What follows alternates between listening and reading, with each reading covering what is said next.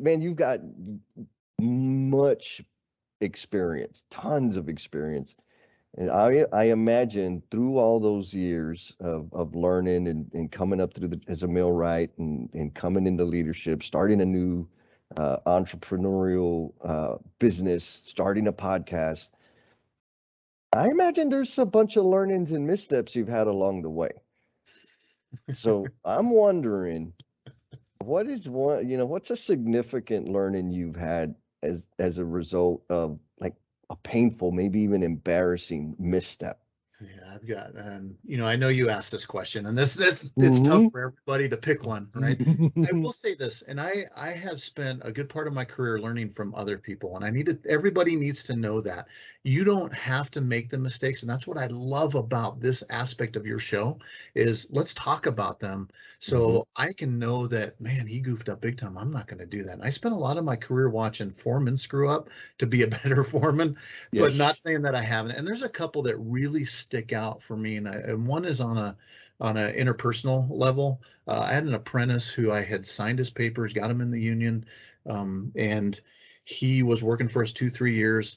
We didn't have a lot of gene pool, as he worded it, and he Okay. wanted to leave. He was ready to leave, and this goes back to my point that I was saying: do what you want. I want now people to do what they want to do, but Yes. I also because I worked for a lot of different companies, but you know how tough the labor market is. You don't want Yes. to say go work for them. That'll be better for you. Now you want to hold on to them and utilize that talent, even though you're limiting how they can grow. So that's the hardest thing for any of us to work in an industry to say, hey, this is good for you to go somewhere else. So this kid wanted to go somewhere else as an apprentice and ended up quitting. His Mm. reasoning was he didn't have a big enough gene pool and there wasn't enough work to support it. My president came to me because he filed for unemployment. Like he quit and went on unemployment.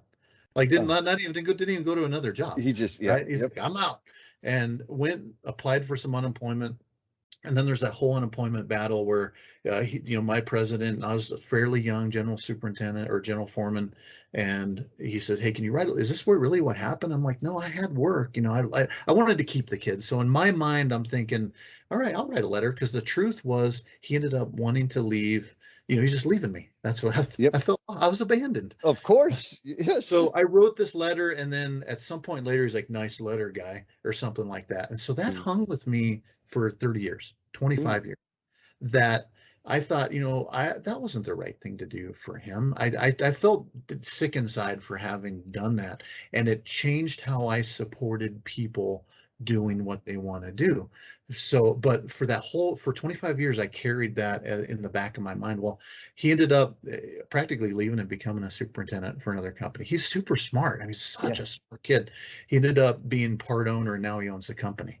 He owns a Nice. IMI, which is a steel fabrication company here in Denver, owns through Dang. connections and whatever. He now is an owner of this company.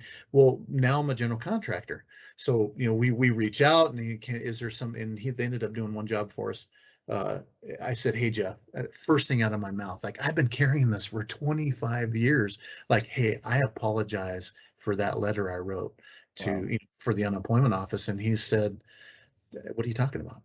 That's we hold stuff, and then he's like, Yes. "What are you talking about?" He says, I just want to tell you that how I have grown my business and grown myself has been some of the things that you had impact in my life." Wow. And I got him in the trade. And I wasn't purposeful like I am now in Hmm. mentoring and coaching people.